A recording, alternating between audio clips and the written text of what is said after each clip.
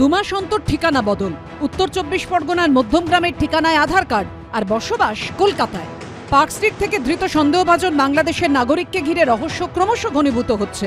অনেকেই বলছেন সৎ উদ্দেশ্যে আসা কোনো নাগরিক এভাবে জালিয়াতির আশ্রয় নেয় না, এভাবে ঘন ঘন অবস্থান বদলায় না।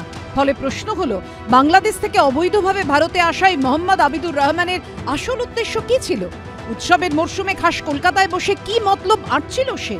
এর আগে পাসপোর্ট জালিয়াতি কাণ্ডে যে 6 জন গ্রেফতার হয় তাদের মধ্যে 3 জনই বারাসাতের বাসিন্দা।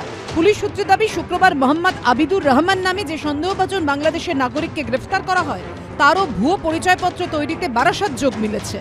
তদন্তকারীদের আরও দাবি, বৃহস্পতিবার পার্ক স্ট্রিট থেকে ধৃত অনুপ্রবেশকারী আবিদুরের কাছে মেলে জাল আধার ও প্যান কার্ড। পুলিশ সূত্রে দাবি, 7 বছর আগে রাজু নামে জাল পরিচয়পত্র বানিয়ে ফেলেছিল সে। মধ্যমগ্রামের দেবগড়ের ঠিকানা ব্যবহার করে সে বানায় জাল আধার কার্ড। তবে গত 1 বছর ধরে আবিদুর থাকছিল কলকাতায়। 2 মাস অন্তর সে ঠিকানা বদলেছে।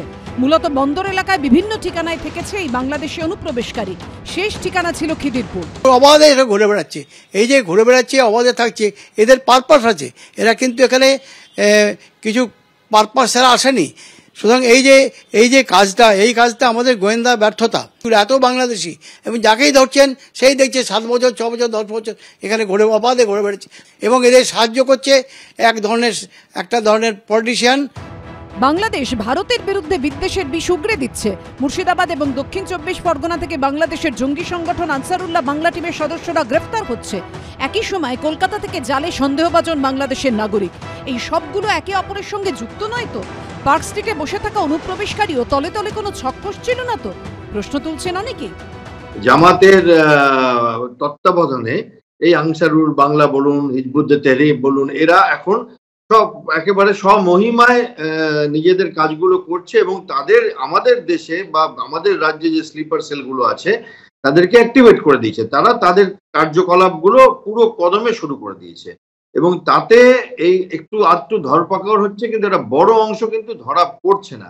এবং পাসপোর্ট জাল করা মানে একটা নাশকতার ঘটনা ঘটিয়ে দেশের বাইরে চলে যেতে পারবে তারা, আমরা তাদের ধরতেও পারবো না। কলকাতার রাস্তার ভিড়ে এরকম আরো কারা মিশে রয়েছে? কি পরিকল্পনা তাদের? উদ্বেগে অনেকেই। সুকান্ত মুখোপাধ্যায়, অরিত্রিক ভট্টাচার্য, শিবাশিস মৌলিকের রিপোর্ট, এবিপি আনন্দ।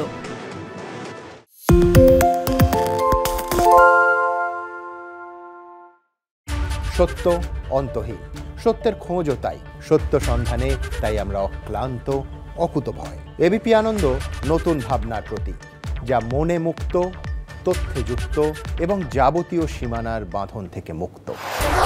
সীমা না শব্দটির মধ্যে লুকিয়ে আছে মানা শব্দটি, যেন চোখ রাঙানি এক অদৃশ্য বেড়াজাল, যা আটকে রাখে আমাদের এক ছোট্ট গণ্ডির মধ্যে।